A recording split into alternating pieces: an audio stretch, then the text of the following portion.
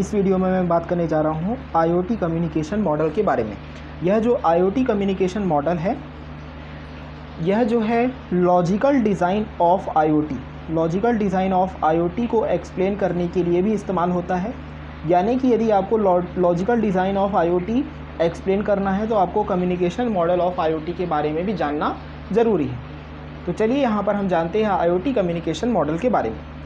तो IoT के लिए बहुत सारे अलग अलग कम्युनिकेशन मॉडल हैं, जिसमें से सबसे पहले हम यहाँ पर पढ़ रहे हैं रिक्वेस्ट रिस्पॉन्स मॉडल को। जो हमारा रिक्वेस्ट रिस्पॉन्स मॉडल है, यह मॉडल सेम टू सेम लगभग उसी तरह का वर्क करता है जैसे हम रिक्वेस्ट रिस्पॉन्स मॉडल हमने पढ़ा था नेटवर्किंग में जैसे हमने पढ़ा था रिक्वेस्ट रिस्पॉन्स मॉडल लगभग उसी तरह वर्क करता है। तो यहाँ पर जब हम बात करते हैं रिक्वेस्ट रिस्पॉन्स मॉडल के बारे में, तो यहाँ पर यानी कि यूज़ होता है एक तरीके का क्लाइंट और सर्वर। ठीक है, क्लाइंट और सर्वर यूज़ होता है। ठीक है, यानी कि क्लाइंट और सर्वर दोनों के लिए रिस्पेक्टिवली रिक्वेस्ट और रिस्पॉन्स, ये दोनों टर्म्स यूज़ होता है। ठीक है, जनरली क्या होता है, जनरली क्लाइंट रिक्वेस्ट करता है और सर्वर रिस्पॉन्स देता है। लेकिन कुछ स्पेशल केसेस में सर्वर भी रिक्वेस्ट कर सकता है और क्लाइंट भी रिस्पॉन्स दे सकता है। ठीक है, तो फिलहाल हम यहाँ पर यह अज्यूम करके चल रहे हैं कि शुरुआत में क्लाइंट रिक्वेस्ट कर रहा है और सर्वर रिस्पॉन्स दे रहा है। तो चलिए आगे बढ़ते हैं। जो रिक्वेस्ट रिस्पॉन्स मॉडल है, वो एक ऐसे तरह का कम्युनिकेशन मॉडल है जिसमें कि क्लाइंट रिक्वेस्ट भेजता है सर्वर के पास और सर्वर उस रिक्वेस्ट का क्या देता है, रिस्पॉन्स देता है। क्लाइंट रिक्वेस्ट भेजता है सर्वर के पास और सर्वर उस रिक्वेस्ट का रिस्पॉन्स देता है। जब सर्वर रिसीव करता है एक रिक्वेस्ट को, ठीक है, when the server receives a request it decides how to respond. ठीक है, जब भी सर्वर रिसीव करेगा एक रिक्वेस्ट को, तो वह इस चीज़ के लिए डिसाइड करेगा कि कैसे रिस्पॉन्ड करना है। ठीक है, सर्वर इस चीज़ के लिए डिसाइड करेगा कि कैसे उसे रिस्पॉन्ड करना है, किस वे में रिस्पॉन्ड करना है और कितने समय के बाद रिस्पॉन्ड करना है। ठीक है, यहाँ पर क्या करेगा, सर्वर सबसे पहले डेटा को फैच करेगा, है ना, जिस भी रिक्वायर्ड सोर्स से या रिक्वायर्ड डॉक्यूमेंट से या रिक्वायर्ड कलेक्शन से डेटा मिल सकता है, वहाँ से सर्वर उस डेटा को क्या करेगा, फैच करेगा, प्राप्त करेगा, रिट्राइव करेगा रिसोर्स रिप्रेजेंटेशन को। ठीक है, रिट्राइव करेगा रिसोर्स रिप्रेजेंटेशन को, यानी कि जो रिसोर्स कौन से फॉर्म में है ना, कौन से फॉर्म में है, वहाँ से भी हमको रिट्राइव करना है। ठीक है, सर्वर इसके बाद प्रिपेयर करेगा रिस्पॉन्स को। सर्वर क्या करेगा, प्रिपेयर करेगा रिस्पॉन्स को, यानी कि रिस्पॉन्स को यदि प्रिपेयर किया जा रहा है, मतलब उस रिस्पॉन्स को प्रिपेयर करने का क्या होगा, कोई ना कोई फॉर्मेट होगा, है ना। उस फॉर्मेट में सर्वर क्या करेगा, रिस्पॉन्स को प्रिपेयर करेगा and then send the response to the client. ठीक है, उसके बाद उस रिस्पॉन्स को क्लाइंट को भेजा जाएगा। यानी कि सबसे पहले सर्वर ने क्या किया, सबसे पहले सर्वर ने रिक्वेस्ट को रिसीव किया। रिसीव करने के बाद सर्वर ने क्या किया, हाउ टू रिस्पॉन्ड ये डिसाइड किया। उसके बाद सर्वर ने डेटा को फैच किया, जो डेटा उसे क्लाइंट से मिला होगा उस डेटा को फैच किया और उससे रिलेटेड क्या उसका आंसर हो सकता है उस रिक्वेस्ट का, वो भी फैच किया। उसके बाद रिट्राइव किया रिक्वायर्ड रिस्पॉन्स को। उसके बाद प्रिपेयर किया रिस्पॉन्स को, है ना। रिस्पॉन्स को जब प्रिपेयर करेगा सर्वर, तो किसी न किसी फॉर्मेट में प्रिपेयर करेगा। इसके बाद जब प्रिपेयर हो जाएगा रिस्पॉन्स, उसके बाद उस रिस्पॉन्स को भेजा जाएगा क्लाइंट को। रिक्वेस्ट रिस्पॉन्स एक स्टेटलेस कम्युनिकेशन मॉडल है।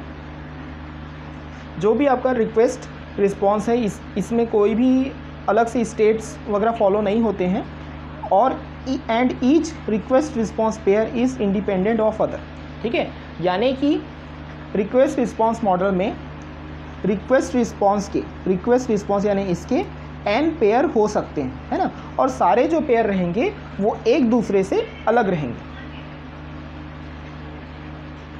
HTTP वर्क करता है HTTP works as a request response protocol between a client and server.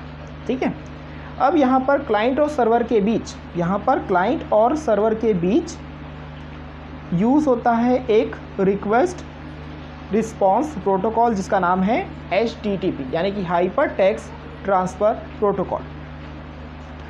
A web browser may be the client. ठीक है, अभी तक हमने बोला क्लाइंट सर्वर, तो यहाँ पर वेब ब्राउज़र क्या हो सकता है? वेब ब्राउज़र हो सकता है client. And an application on a computer that host A website may be the server. यानी कि अब यहाँ पर रिस्पॉन्स में जो हम सर्वर बोल रहे हैं, रिस्पॉन्स में जो सर्वर बोल रहे हैं वो क्या हो सकता है? एक ऐसा एप्लीकेशन हो सकता है किसी भी कंप्यूटर पे जो किसी न किसी वेबसाइट को क्या कर रहा है? होस्ट कर रहा है, वो हो सकता है सर्वर। अब हम आते हैं एग्जाम्पल पे। एक क्लाइंट है ना, क्लाइंट क्या है यहाँ पर? ब्राउज़र है। वो क्या कर रहा है? सबमिट कर रहा है एक HTTP रिक्वेस्ट। किसके पास सबमिट कर रहा है? सर्वर के पास सबमिट कर रहा है। इसके बाद सर्वर रिटर्न कर रहा है एक रिस्पॉन्स टू द क्लाइंट। जो भी रिस्पॉन्स मिल रहा है उस रिस्पॉन्स में जो रिस्पॉन्स मिलेगा उस रिस्पॉन्स में स्टेटस इन्फॉर्मेशन होगा अबाउट रिक्वेस्ट के बारे में, और साथ ही साथ जिस कंटेंट के लिए रिक्वेस्ट किया गया है, किसके द्वारा? क्लाइंट के द्वारा जिस कंटेंट के लिए रिक्वेस्ट किया गया है सर्वर को, वो कंटेंट भी रहेगा।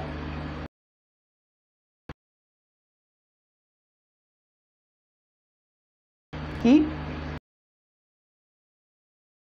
भेजा सर्वर को, क्लाइंट ने यहाँ पर क्या किया? सर्वर ने क्या किया? यहाँ पर सर्वर ने रिसीव किया रिक्वेस्ट, क्लाइंट रिक्वेस्ट को क्या किया? रिसोर्सेज के लिए देखा गया, है ना, किस रिसोर्सेज से उस रिक्वेस्ट का आंसर मिल सकता है ये देखा गया, है ना। फिर लुक्सअप किया गया, फैच किया गया इस रिसोर्सेज से। अब रिसोर्सेज से जो चीज़ मिलेगा सर्वर को, उसके बेसिस पे प्रिपेयर किया गया रिस्पॉन्स, और लास्ट में सेंड किया गया रिस्पॉन्स टू द क्लाइंट। अब यहाँ पर जैसे आप देख सकते हैं कि सर्वर और रिसोर्सेज के बीच में, है ना, सर्वर और रिसोर्सेज के बीच में टू वे कनेक्शन है। इसका मतलब ये है कि फर्स्ट बार में सर्वर क्या होगा, या तो रिसोर्सेज के पास रिक्वेस्ट करेगा ना किसी इन्फॉर्मेशन के लिए, ठीक है। अब इस रिसोर्सेज से भी कुछ आंसर मिलेगा सर्वर के पास, जिसके बेसिस पे सर्वर क्या करेगा, अपना रिस्पॉन्स प्रिपेयर करेगा। किसके लिए प्रिपेयर करेगा? क्लाइंट के लिए प्रिपेयर करेगा। और लास्ट में उस रिस्पॉन्स को भेज दिया जाएगा क्लाइंट के पास। यदि हम इसे एक एग्जांपल से समझें, मान लीजिए क्लाइंट जो कि यहाँ पर क्या है, ब्राउज़र है, ठीक है, ब्राउज़र है, ठीक है। उस क्लाइंट ने ब्राउज़र में सपोज टाइप किया CSV2, ठीक है, सपोज टाइप किया CSV2, ठीक है। तो जो भी सर्वर अवेलेबल होगा वो सर्वर जो है उस रिक्वेस्ट को रिसीव किया, ठीक है। अब ये सर्वर क्या हो सकता है? ये सर्वर कोई ना कोई सर्च इंजन हो सकता है ना, ये सर्वर कोई ना कोई सर्च इंजन भी हो सकता है। यानी कि सपोज़ ये आपका google.com भी हो सकता है, ठीक है। यदि आपने ब्राउज़र में टाइप किया है CSV2, तो वो डायरेक्टली CSV2 सिर्फ ओपन नहीं हो जाएगा, है ना, वो किसी न किसी सर्च इंजन पे सर्च होगा, ठीक है। अब इस google.com ने रिसोर्सेज के लिए देखा, तो यहाँ पर रिसोर्सेज क्या हो सकता है? यहाँ पर रिसोर्सेज जो होगा वो होगा, जब भी आप CSV2 सर्च करोगे तो बहुत सारे अलग अलग जो भी google.com के डेटाबेस में होंगे वो रिसोर्सेज की लिस्ट आ जाएगी, है ना, रिसोर्सेज की लिस्ट आ जाएगी। तो CSV2 नाम से आपके वहाँ पर क्या होंगे, मल्टीपल एंट्रीज़, है ना, बहुत सारे अलग अलग एंट्रीज़ होंगे, ठीक है। तो उन एंट्रीज़ के लिस्ट को, है ना, डायरेक्टली क्या होगा, डायरेक्टली CSV2 की वेबसाइट नहीं जाएगी, उन एंट्रीज़ के लिस्ट को क्या किया जाएगा, रिसोर्सेज से कलेक्ट किया जाएगा, और वो लिस्ट किसके पास गई? सर्वर के पास गई। अब सर्वर ने क्या किया, उस लिस्ट को उस लिस्ट को एज अ रिस्पॉन्स किसको दे दिया, क्लाइंट को दे दिया। ठीक है, अब क्लाइंट के पास क्या आ गए, n नंबर ऑफ एंट्रीज आ गए। ठीक है, n नंबर ऑफ एंट्रीज आ गए रिस्पॉन्स में। तो वहाँ से क्लाइंट क्या कर सकता है, चूज़ कर सकता है कि उसे कौन से रिस्पॉन्स पे क्लिक करके CSV2 की वेबसाइट पे जाना है ना। तो उसके बाद लास्ट में क्या कर सकता है क्लाइंट, csv2.ac.in इस पर क्लिक करके CSV2 से रिलेटेड इन्फॉर्मेशन ले सकता है। ठीक है, तो ये डिपेंड करेगा क्लाइंट पे कि वो कौन से लिस्ट के कौन से मतलब जो भी उसमें एंट्री से कौन से एंट्रीज पे क्लिक करे, ये डिपेंड करेगा क्लाइंट के ऊपर। ठीक है, तो इस कम्युनिकेशन मॉडल के बाद जो नेक्स्ट कम्युनिकेशन मॉडल है वो है आपका पब्लिश सब्सक्राइब मॉडल। जो नेक्स्ट कम्युनिकेशन मॉडल है वो है पब्लिश सब्सक्राइब मॉडल। देखिए यहाँ पर जो पब्लिश सब्सक्राइब मॉडल है वो भी एक तरीके का कम्युनिकेशन मॉडल है। ठीक है, अब इस पब्लिश सब्सक्राइब मॉडल में आ जा रहा है पब्लिशर। ठीक है, इसमें पब्लिश के लिए क्या आ जा रहा है, इसमें आ जा रहा है पब्लिशर। पब्लिशर यानी कि ऐसा कोई भी एंटिटी जो किसी न किसी डेटा या इंफॉर्मेशन को क्या करेगा, पब्लिश करेगा। ठीक है, इसके बाद आ जा रहे हैं ब्रोकर। ठीक है, ब्रोकर क्या है, यहाँ पर ब्रोकर पब्लिशर और कंज्यूमर है ना, इन दोनों के बीच में एक ऐसा इंटरमीडिएरी वर्क करेगा। लास्ट में जो है वो है कंज्यूमर। ठीक है, कंज्यूमर यानी कि ऐसा एंटिटी जिसे कि कोई ना कोई डेटा या इंफॉर्मेशन रिक्वायर्ड है किसी न किसी पर्पस के लिए। ठीक है, अब यहाँ पर पब्लिशर को क्या माना गया है, publisher are the source of data. Publisher को ये माना जा रहा है कि पब्लिशर डेटा को कलेक्ट करके अपने पास रख रहा है और वो क्या बन जा रहा है, वो बन जा रहा है डेटा का source. Publisher send the data to the topics which are managed by the brokers. ठीक है, पब्लिशर क्या कर रहा है, इस डेटा को टॉपिक्स पे भेज रहा है। ठीक है, पब्लिशर इस डेटा को किस पे भेज रहा है, टॉपिक्स पे, है ना। जो पब्लिशर है वो सेंड कर रहा है डेटा, किसके पास सेंड कर रहा है, टॉपिक्स नाम के एंटिटी पे सेव कर रहा है। और ये जो टॉपिक्स है इनको मैनेज किया गया है यहाँ पर ब्रोकर के द्वारा। ठीक है, पब्लिशर डायरेक्टली कंज्यूमर से कनेक्टेड नहीं है। ठीक है, इसलिए बोला जा रहा है publishers are not aware of the consumers. अब यहाँ पर कंज्यूमर्स को यदि कुछ डेटा या एक्सेस करना है तो वो किस तरीके से करेगा। ठीक है, तो इसके लिए कंज्यूमर क्या करेगा, सब्सक्राइब करेगा टॉपिक्स जो कि मैनेज किए गए हैं by the broker, managed by the broker. जब ब्रोकर रिसीव करेगा डेटा किसी भी टॉपिक के लिए पब्लिशर से, तो यह सेंड करेगा डेटा सारे सब्सक्राइब्ड कंज्यूमर को। यानी कि यहाँ पर जो डेटा है, यहाँ पर जो भी डेटा है वो उन्हीं कंज्यूमर्स के पास जा रहा है जिन्होंने क्या किया है, जिन्होंने पर्टिकुलर टॉपिक्स को यहाँ पर क्या किया है, सब्सक्राइब्ड किया है, उन्हीं के पास इंफॉर्मेशन जा रही है। ठीक है, जैसे कि मान लीजिए यहाँ पर एक पब्लिशर है, उस पब्लिशर ने क्या किया, बहुत सारा डेटा कलेक्ट किया। ठीक है, बहुत सारा डेटा कलेक्ट किया। अब डेटा को कलेक्ट करने के बाद उस डेटा को टॉपिक वाइज अलग अलग टॉपिक पे भेजा जा रहा है, सेंड किया जा रहा है। ठीक है, इन टॉपिक्स को मैनेज या कलेक्ट जो कर रहा है वो है आपका ब्रोकर, वो एंटिटी है एक ब्रोकर। ठीक है, अब ये जो टॉपिक है ना, इस टॉपिक में क्या है, कोई ना कोई डेटा है ना, कोई ना कोई इंपॉर्टेंट डेटा है जो नीडफुल है ना, जो नीडफुल है यानी कि इंपॉर्टेंट है। तो ऐसे कंज्यूमर जिन्हें कोई ना कोई डेटा इंपॉर्टेंट लगता है वो क्या करेंगे, किसी न किसी टॉपिक के लिए सब्सक्राइब करेंगे। सपोज सब्सक्राइबर 1 ने टॉपिक ए के लिए सब्सक्राइब किया, तो जैसे ही ब्रोकर के पास टॉपिक ए से रिलेटेड कुछ भी कंटेंट होगा तो ब्रोकर उसे फॉरवर्ड कर सकता है सब्सक्राइबर 1 के पास। ठीक है, यहाँ पर ब्रोकर के पास n नंबर ऑफ टॉपिक्स हो सकते हैं और उन n नंबर ऑफ टॉपिक्स से रिलेटेड जो सब्सक्राइबर हैं वो भी n नंबर्स हो सकते हैं। यहाँ पर इंफॉर्मेशन को, डेटा या इंफॉर्मेशन को कंज्यूमर तक पहुँचाने के लिए ब्रोकर की ज़रूरत पड़ती है। पब्लिशर यहाँ पर डायरेक्टली कांटेक्ट नहीं कर सकते हैं सब्सक्राइबर से। नेक्स्ट है push pull model. Push pull भी एक तरह का क्या है, वो भी एक तरीके का कम्युनिकेशन मॉडल है, जिसमें डेटा प्रोड्यूसर्स पुश करते हैं डेटा को क्यू तक। ठीक है, पुश पुल में क्या होता है, डेटा को, जो भी डेटा के प्रोड्यूसर्स रहते हैं, जो भी डेटा के प्रोड्यूसर्स रहते हैं वो डेटा को क्या करते हैं, पुश करते हैं, है ना। पुश करते हुए इस डेटा को क्यू तक ले जाते हैं। पुश करते हुए इस डेटा को कहाँ तक ले जाते हैं, क्यू तक ले जाते हैं। ठीक है, क्यू यानी कि यहाँ पर कोई रिपोजिटरी है या फिर कोई प्लेस है जहाँ पे जाके आपका डेटा स्टोर हो जाता है। अब इस क्यू में से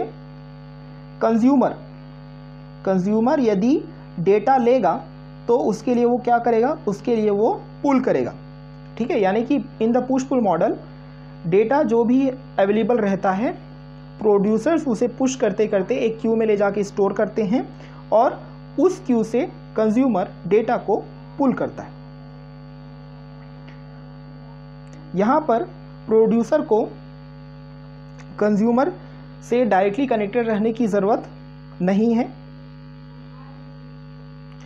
कंज्यूमर्स सिर्फ और सिर्फ जो एक्सेस करेंगे, कंज्यूमर यहाँ पर एक्सेस करेंगे, पुल करके किसको एक्सेस करेंगे, क्यू को एक्सेस करेंगे। क्यू जो होता है वो हेल्प करता है डीकपलिंग करने के लिए, messaging between the producer and consumer. ठीक है, यहाँ पर क्यू जो है अपने आप में एक ऐसा एंटिटी रहेगा, है ना, जो कि भले ही नॉन लिविंग है, लेकिन प्रोड्यूसर्स और कंज्यूमर्स के बीच में मैसेजेस की कम्युनिकेशन के लिए इम्पॉर्टेंट रोल अदा करेगा। क्यूज़ यहाँ पर ऑल्सो एक्ट करेगा, यहाँ पर एक टेम्परेरी मेमोरी, है ना, बफर यानी कि एक टेम्परेरी मेमोरी की तरह वर्क करेगा उस तरह की सिचुएशन में जब कोई भी एक मिसमैच हो सकता है ना। मिसमैच कहाँ पर हो सकता है, रेट के बारे में। ठीक है, अब यहाँ पर जो रेट बोला जा रहा है वो रेट है आपका डेटा रेट, है ना। यहाँ पर जो रेट बोला जा रहा है वो है डेटा रेट, है ना। हो सकता है कि प्रोड्यूसर कभी डेटा को पुश कर रहा है, मान लीजिए पुश डेटा के समय जो डेटा रेट है, पुश डेटा के समय जो डेटा रेट है वो काफ़ी ज़्यादा हाई है, यानी कि हाई स्पीड में जो है डेटा पुश होते हुए कहाँ तक जा रहा है, डेटा पुश होते हुए क्यू तक जा रहा है।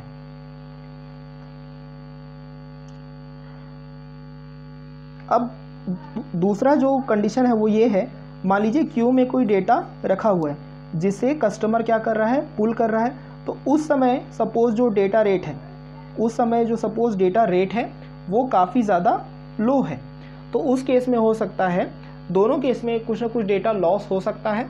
तो टेम्परेरी समय के लिए, कुछ समय के लिए क्यू जो है अपने मेमोरी में पर्टिकुलर डेटा को स्टोर करके रखेगा, जब तक कि या तो पुश का प्रोसेस या फिर पुल का प्रोसेस कंप्लीट ना हो जाए। जैसे कि यहाँ पर हम इस डायग्राम को देखते हैं। इस डायग्राम के अकॉर्डिंग पब्लिशर ने सपोज कुछ मैसेज भेजा, किसके पास भेजा, क्यू के पास भेजा, है ना। अब ये जो मैसेज है ये एक तरीके का डेटा भी हो सकता है, इंफॉर्मेशन भी हो सकता है, या सिंपली कोई मैसेज भी हो सकता है।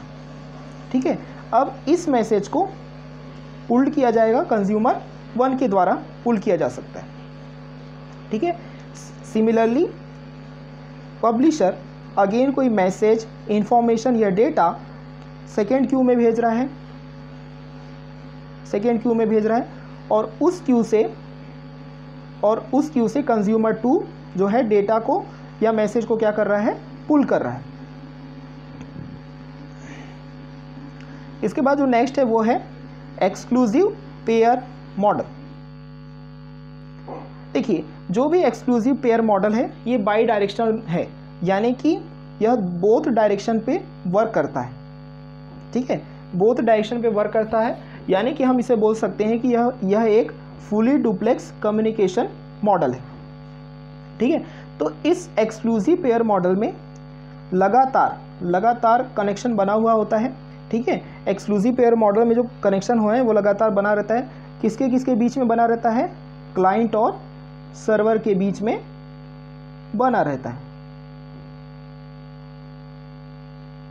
ठीक है, सबसे शुरुआत में क्या होता है, सबसे शुरुआत में सेटअप होता है। किसका सेटअप होता है, कनेक्शन सेटअप होता है सबसे शुरुआत में।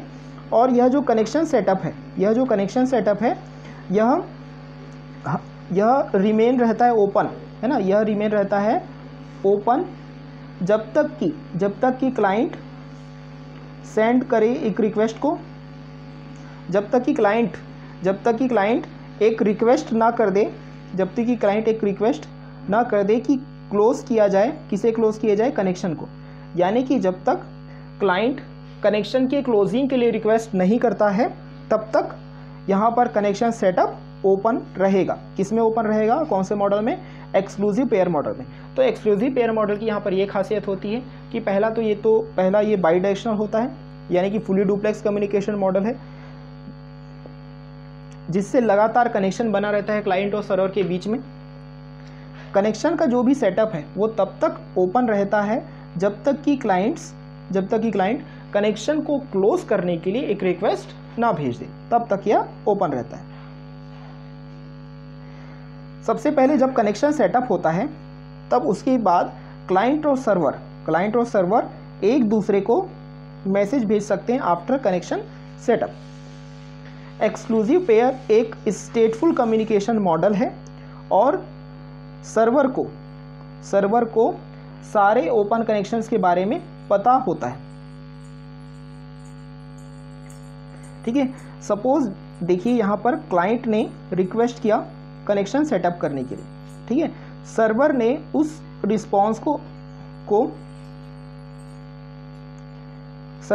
रिस्पॉन्स को एक्सेप्ट करते हुए क्या कर दिया, कनेक्शन को सेटअप कर दिया। इसके बाद क्लाइंट ने सर्वर को मैसेज भेजा और उसका रिस्पॉन्स देते हुए सर्वर ने भी क्लाइंट को मैसेज भेजा। मान लीजिए इसके बाद इनमें कुछ कम्युनिकेशन हुआ और डेटा एक्सचेंज हुआ, है ना, डेटा एक्सचेंज हुआ।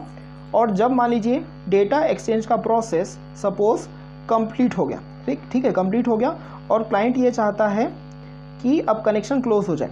ठीक है, तो क्या कनेक्शन अपने आप क्लोज होगा, नहीं, क्लाइंट को प्रॉपरली रिक्वेस्ट भेजना पड़ेगा कनेक्शन क्लोज के लिए। उसके बाद सर्वर उस कनेक्शन क्लोज का रिस्पॉन्स देते हुए कनेक्शन को क्लोज करेगा। ठीक है, इस वीडियो में बस इतना ही। नेक्स्ट वीडियो में हम बात करेंगे कम्युनिकेशन एपीआईज के बारे में।